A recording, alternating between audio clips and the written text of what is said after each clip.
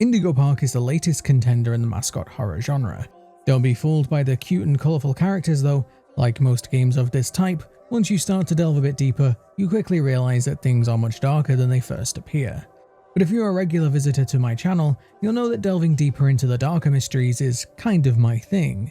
Indigo Park was no exception. I've played through the game several times now, and I found a ton of creepy details, Easter eggs, and secrets, many of which I missed on my first playthrough. There is actually far more lore in this game than you probably thought. So of course, huge spoilers ahead, here are 5 creepy details you might have missed in Indigo Park Chapter 1. Number 1. The Cursed Statue. Cursed things in video games are often some of my favourite parts, so what better way to begin this video than with one of the most sinister and disturbing details in the game. In this game, you play as a content creator known as Ed, or as he's known by his online handle, Ensign. Ed makes videos on abandoned places, often breaking in at night to gather footage and search for information. At first, this is just supposed to be yet another video opportunity. Indigo Park was a very popular theme park before it mysteriously closed, but weirdly, the park wasn't just shut down, it was evacuated. This intrigues Ed as he was a big fan of the park when he was a kid, but almost immediately something about this search seems off. The park still has power, and you very quickly learn that Ed is being watched throughout his time here. Now of course we know that Rambley the raccoon, the park's mascot and artificial intelligence, is the one that's watching Ed. Happy to finally have a visitor, Rambley helps Ed get inside and guides him around the park, using the CCTV network to keep an eye on him. But it's not just Rambley that's watching the player. Near the start of the game, you can find this giant statue of the park's founder, Isaac Indigo, holding Rambley's hand. This is actually a reference to the Partners statue in Disney World, as Disney resorts are one of the major inspirations for Indigo Park. Thank you to my very good friend Law for pointing out the similarity to me. But this statue is actually far more creepy than I thought. If you look closely as you walk past, you will see that Isaac's head will follow you. Now I completely missed this one on my first playthrough, and it actually took me by surprise when I noticed it. But it definitely isn't just the eyes that are following you. Isaac will actually turn his whole head to follow you as you walk past him. Not only is this cursed statue incredibly creepy, but it also doesn't make sense. I doubt this statue was made to spy on people, since the park is already full of CCTV cameras. So why does this statue seem alive? Did someone tamper with it, or is it worse? Does it contain the soul of Isaac Indigo? Or did Ed just have one too many Bird Up sodas before this search? I guess only time will tell. Number 2. Rambley is sus. Rambley the raccoon is the main mascot of Indigo Park, and he acts as the guide for Ed and the player. At first he seems to be friendly. He's very happy to see a guest in the park, especially since it's been over 8 years since the last visitor. But there are small hints spread throughout the entire game that Rambley is far more suspicious than he first appears. As far as we can tell, Rambley is an AI. He seems like a computer program designed to act as an autonomous guide to visitors in the park. He can communicate through almost any screen, track people's movements and facial data from the CCTV cameras, and even track their biometrics and health data with the mandatory critter cuff that every guest and employee must wear. My best guess is that he was programmed as a sort of overseer to the park. If someone was injured, he could alert the human staff. If a child got lost, he could find them very quickly, and of course, if someone isn't having fun, he could direct them to a ride or attraction they might enjoy. Now of course, this does raise concerns about what kind of data this AI is taking and what it, or the company, was using it for. But right at the beginning of the game, we get small hints that there is something off with Rambley. You can see that he often glitches out, his screen becomes scrambled or warped quite often during the chapter. Perhaps this makes sense with no one to debug or maintain his operating system in 8 years. Our very first hint to this was the fact that he states today is a Tuesday when the PC screen clearly states it's a Saturday. This is then further reinforced when he claims the gate is open, and it takes him a minute or so to figure out that it's actually sealed. But you may have missed this very brief segment towards the end of the chapter. Immediately after our encounter with Molly Macaw, we can see Rambley glitching out on the screen for a split second. If you slow this down, you can see his body parts becoming disjointed, and even this frame, which makes him look like he's dead. This actually happens while he's talking about Ed being upset and confused. It seems like he's programmed to keep guests happy, and Ed being terrified in this moment is causing him to glitch. We even got earlier hints than this though. During Rambley's train ride, there is a segment where we disembark to fix the machinery. This would have been Salem's skunk section of the ride, but it's completely eroded. We learn later that Salem seems like the bad guy, and just being in her presence here causes Rambley to glitch out again. If you listen closely to the glitching train in this part, you can hear that it's actually reversed speech.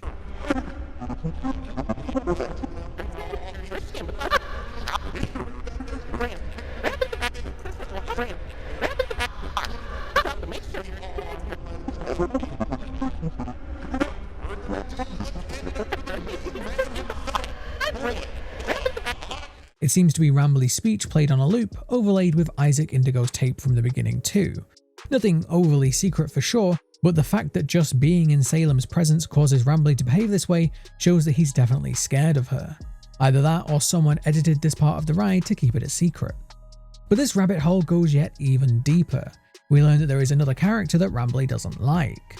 It's made very clear that Rambley is not a fan of Lloyd the Lion. He skips his part in the ride partway through. I am the proud, the prestigious, the professional Lloydford L. Lion, actor extraordinaire. Great act, Lloyd. Of course it was.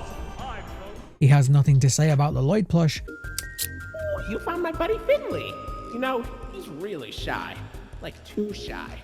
Like obnoxiously shy. But he's got a good heart. I hope you get to meet him someday. Ew, Lloyd. And if you look very closely, you can see that he glitches out when he's supposed to show Lloyd during his scripted scenes. You can see Lloyd is missing from the mascot lineup here, and if you look very closely, you can see him scrambled as Rambley's tried to remove him. Now of course we can only speculate why Rambley doesn't like Lloyd, but I think Chapter 1 does give us some pretty strong hints. Rambley is the main mascot of Indigo Park. He is the Mickey Mouse in this universe. That's why his likeness was chosen for this Overseer program. But it seems like Lloyd was a fan favorite character. If you look at the collectible plushies, Ed talks about Lloyd being his favorite, and it's clear that he has a spot on the main stage. It seems likely that Rambley is jealous of Lloyd. Rambley's main goal seems to be to bring happiness to people, and this is something that Lloyd does very well. So even though these two characters were designed to be good friends, Rambley AI does everything in his power to keep him away from Ed. This, plus the fact that Rambley chooses not to warn us about the very real danger that lies in wait in the park, proves to me that he can't truly be trusted. But speaking of that danger, it's time to talk about Molly. Number 3. Molly is scarier than you think. Molly Macaw is the main antagonist in Chapter 1 of Indigo Park. The chapter is named Birds of a Feather, and although we have a brief encounter with Lloyd, Molly is the one we spend most of the time trying to evade. Molly is a play on the stereotypical name for a parrot, Polly, and Rambley describes her as being a friend. This character is typical of old cartoon characters that the game is based on. She is a macaw, yet she flies planes that often crashes. The jokes here being that she's a bird and she shouldn't need a plane. But there is so much to this character that I missed on my first playthrough. For example, we get a terrifying full chase scene with her, which ends with us only just managing to survive. We are spared when the door just so happens to close on her head, saving us, but leaving her, well, let's just say out of commission. Now, not only is this incredibly odd, why is, or well, was this character alive, and why is she full of blood? This clearly isn't an animatronic. But we also got a huge foreshadow to this right at the beginning of the game. Right in front of our faces, as the game loads for the first time, we can see this plaque of Molly that's missing her head. Yeah, I'm onto you, unique geese, I saw that. But after replaying the game a few times, there are actually a bunch of times that Molly stalks you that are really easy to miss. You probably noticed that after the train ride you can see Molly on the photo screens, showing that she was following us the entire time. But if you look closely, you can see her before then. She can briefly be seen in this corridor, which I miss as I was too distracted by Rambley on the TV screens. She can also be seen twice during the train ride. Once in her room at the exact moment Rambley says "Hello Molly," you can see her in the background. And during Finley's segment as the train is leaving, it states that the ride is closed for repairs. If you listen closely, you can hear her parrot the same words. Oceanic Odyssey currently closed for repairs. Now, if you die at any point during Molly's chase sequences, the death screen tells you that she can copy words she's heard. If you listen closely during those chase segments and death screens, you can actually hear her repeating several phrases from the other mascots. Oh, Finley, you should come out of your shell. You've known me for 100 years, Rambley. but she also seems to repeat words from the staff.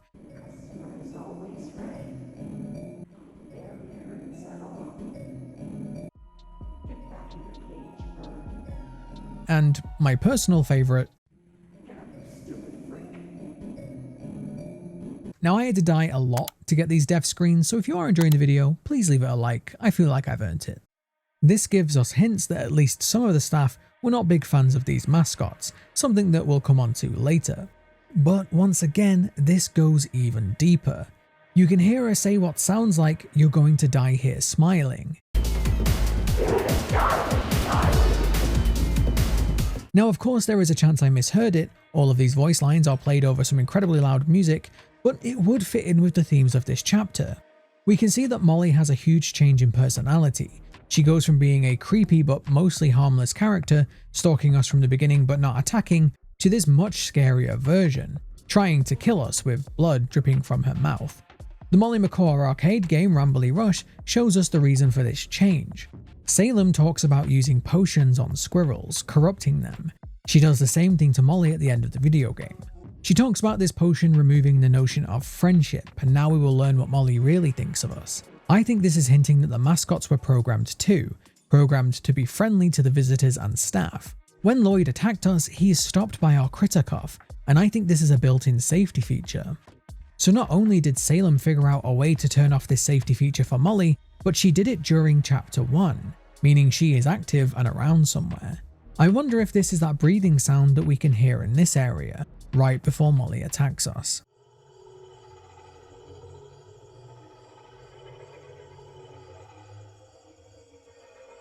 Number 4. The Incident. Indigo Park closed 8 years ago due to an unknown incident, just like how Five Nights at Freddy's had the Bite of 87 and Poppy Playtime had the Hour of Joy. This incident led to the downfall of this park and possibly the rest of the company. We get a small snippet of a newspaper in the opening cutscene that tells us that the park was suddenly evacuated and closed down. Rambley then later explains that the staff stopped showing up, and the visitors after that.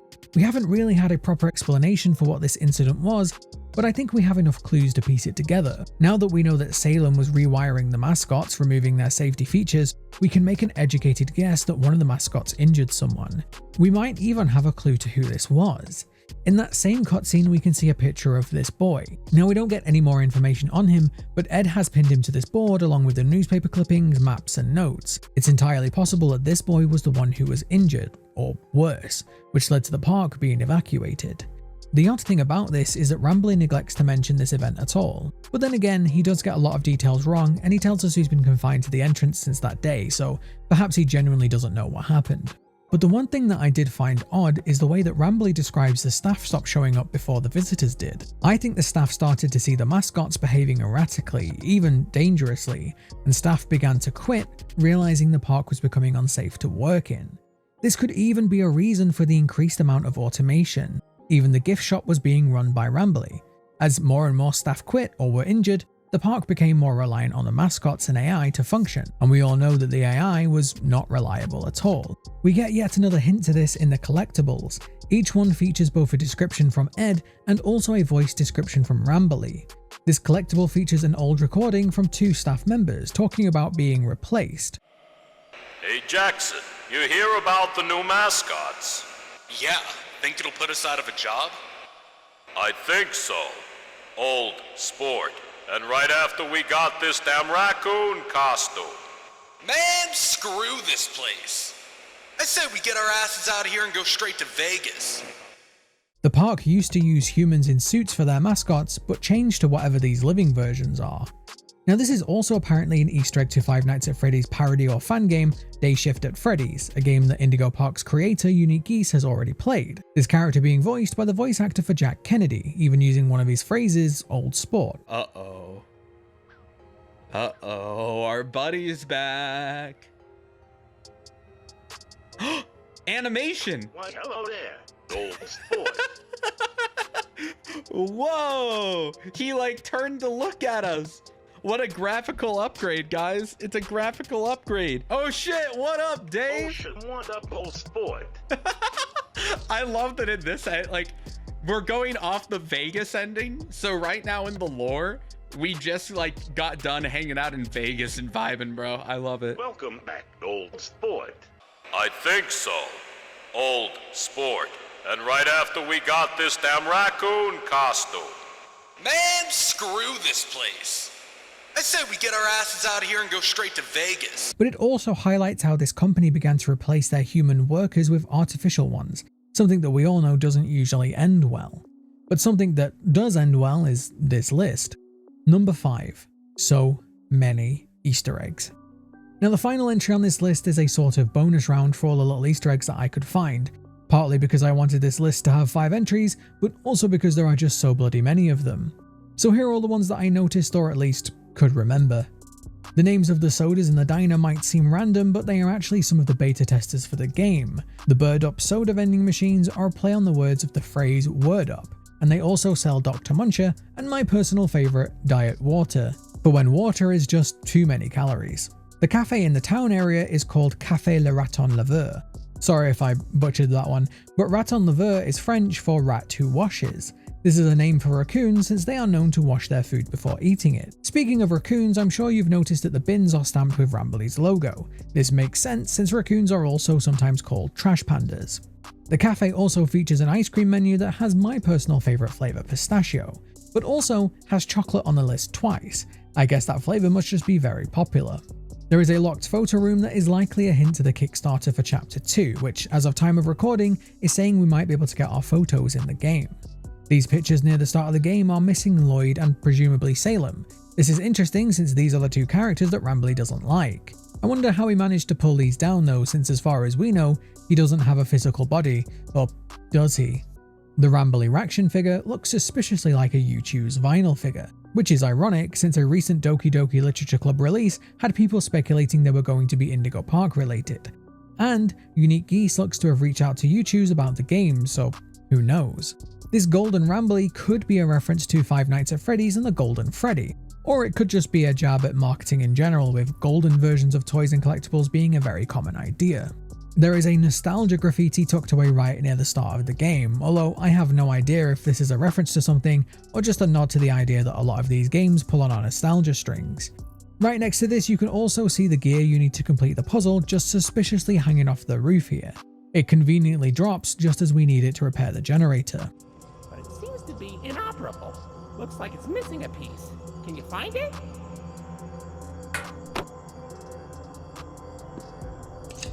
This seagull on the train has died, perhaps another foreshadow to the end of Molly Macaw. The damaged animatronic version of Molly sounds like she's saying he hurt Lloyd.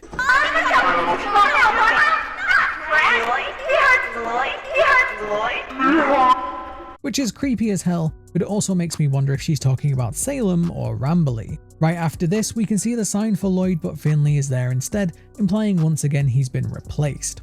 This part in the cutscene at the beginning of the game might be a graphical glitch, but it also kind of makes it look like there is something moving there around Lloyd's feet. Speaking of glitches, there is this line of developer text visible in the chase sequence with Molly. I'm sure this will get patched out, but I died after noticing it and trying to read it, so I'm putting it in anyway.